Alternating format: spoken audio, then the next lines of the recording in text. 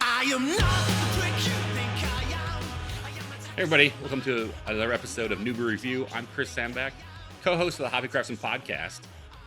This week, we're sticking with canned monsters still, because it's close to Halloween. We're going to do Frankenwally from Wren House Brewing. The Frankenwally is a beer that they make every year, right? It's the Wally series, if you don't know, from Wren House.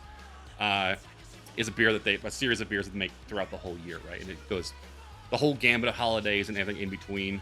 And they're really good. I mean, they actually, at this point, got a big following from Wren House for the Wally series. And they're usually really good beers, right? So, excited for this. Had one last year. Want to try this year's.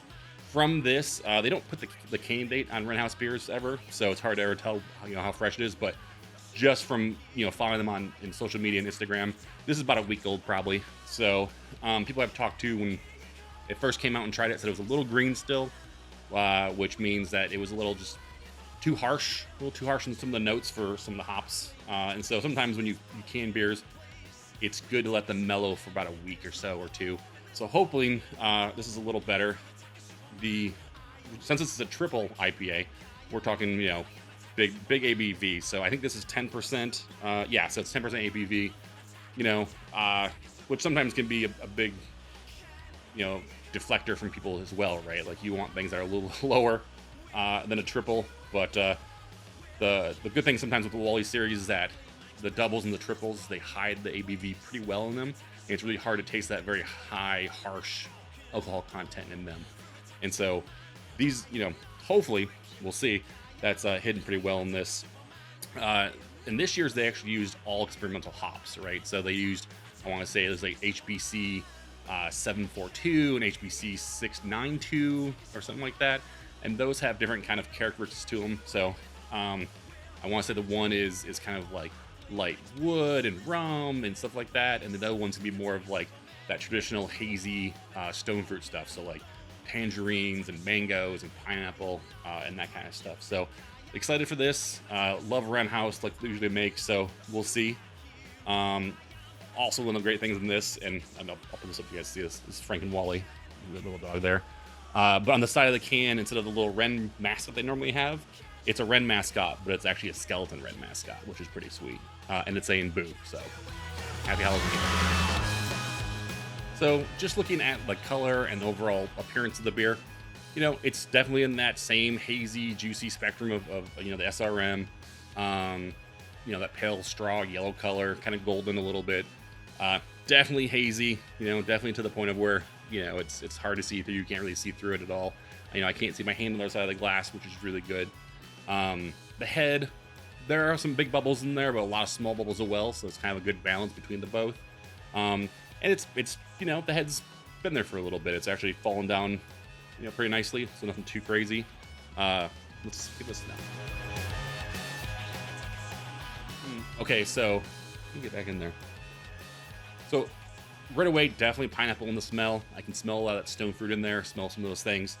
Do smell a little bit of alcohol though, which is kind of weird.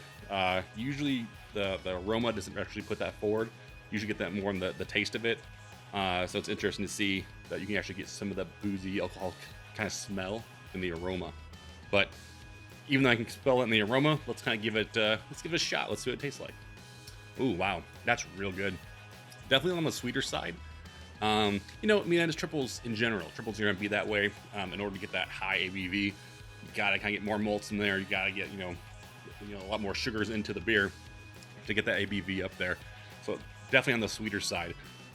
But it's on the sweeter side of fruit compared to like sugar, right? So when you think of something like sweet, like a soda, or a pop like that, it's got that sugary sweetness to it.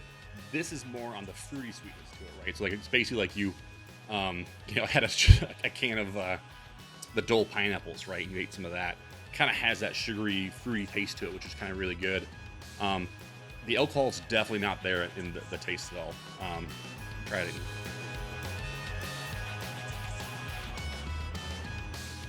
Yeah, it's pretty well hidden. I mean, at this point, I definitely wouldn't say this beer is green anymore. I would say it's actually really good.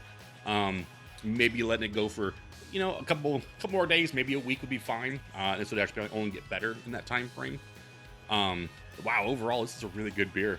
And you know, like I said, you know, 10% ABV for a triple, and it drinks this easy, is actually sometimes a little, you know, it's a little scary because you can drink this, you know, drink a can of this, and then a second can, drink it, and by the end of it, you're like, wow, I guess I shouldn't have drank two 10% beers in a row. That's a lot. But overall, this is really good. I really enjoy this. So if you can get your hands on some Frankenwally from Wren House, definitely do. You know, Wren House is one of the best breweries in Arizona, in our opinion. Up there with, you know, places like Dark Sky and, you know, Pula Vida and places like that. Definitely have some more videos. Check them out. Further, you know, reviews from those breweries as well.